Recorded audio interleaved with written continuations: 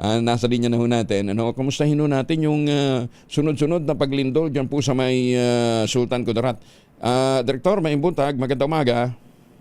Yes, sir. Magandang umaga din po sa inyo. Opo, kumusta ho yung, anong nagtitrigger nitong lindol na ito sa Mindanao?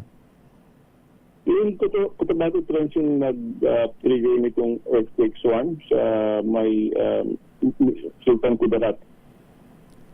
Earthquake swarm ang tawag ho natin dito. So hindi Yes, sabihin, yes, yes. hindi siya aftershock ha ng isang mas malakas na pagdinig. Hindi. Ah, Hindi.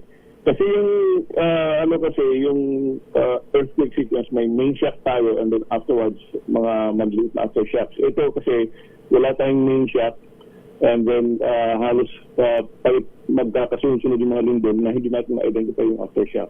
Yung main shock, wala po siyang identified na main shock. o kasi nga, yung iba 4.7, tapos later on 4.8, di ba to? Lumalakas eh. 5.4 yung kanina, na-reduce na natin from 5.7.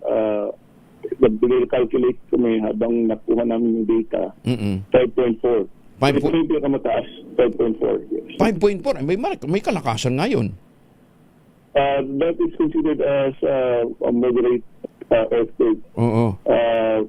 Before this, yung 5.2 yung pinakamalakas, and then ngayon, Okay. na naman. And so far, as of 3 a.m. kanina, nakapagtala na tayo ng 1,263 earthquakes, and yung magnitude range from 1.3 to 5.4. Pero kapag titingnan na naman natin yung number of earthquakes since this one started last January 19, kumukonti naman yung trend. Although may araw na medyo tumataas compared to the previous day. Katulad nung between, yung una natin is January 19. So between January 19 to January 20, umabot ang 219.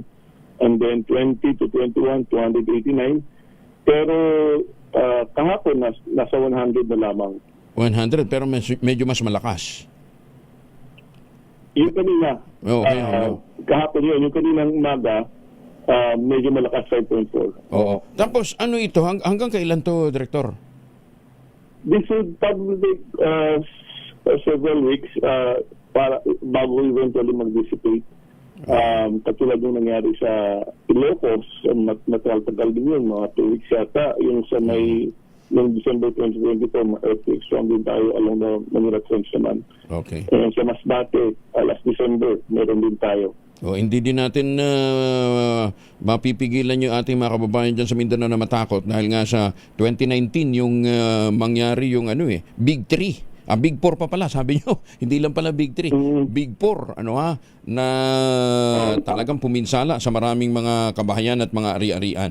So ito naman, ang inaasahan natin, hindi na siya lalakas pa. Well, we're hoping na hindi na siya lalakas pa. But again, hindi naman talaga natin masasabi. It may or may not lead to a bigger earthquake.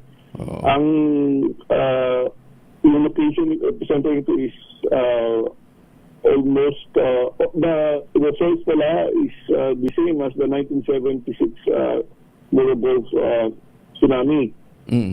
Nagkaroon ng 8.1 na event, and ito yung pumitin lang more than 8,000 people. Anong fault ang gumagalaw? Noong 1976, it's still the Cotabato Trench. Cotabato Trench. Ito Cotabato Trench nang gumalaw na ito. That's right. Naku, mahaba yung Cotabato Trench, Director.